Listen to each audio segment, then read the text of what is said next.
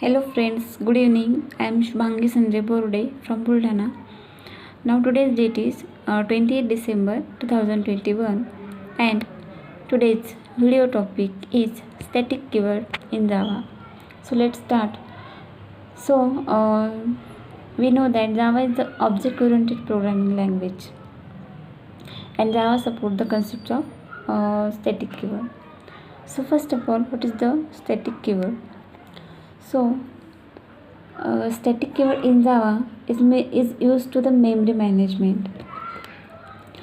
The static keyword is used to the same variable or methods of a given class. The user can apply the static keyword with variables, methods, blocks, and classes. So the static keywords belong to the class, then an instance of the class. The static keyword is used for a constant variable or methods is the same for every instance of the class. So there are some static keyword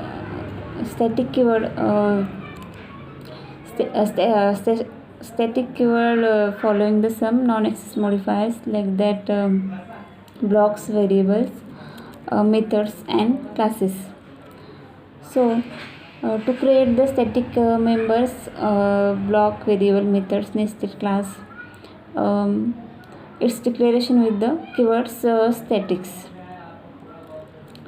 So the first one is when the member is declared the static. First one is a static variable. When a member is declared the static, it can be accessed before any object of its class are created, any without reference to any object. For example, Java program we are access the static method m1 without creating any object of the test class. So the next one is static blocks. If you need to do the computation in order to initialize your static variable, you can declare the static blocks that gets executed exactly once when the class is first loaded. And the next one is static variable. The static variable is declared as a static, and then the single copy of the variable is created and shared all objects of the class level. Static variables are essentially global variables. All instances of the class share the same static variables.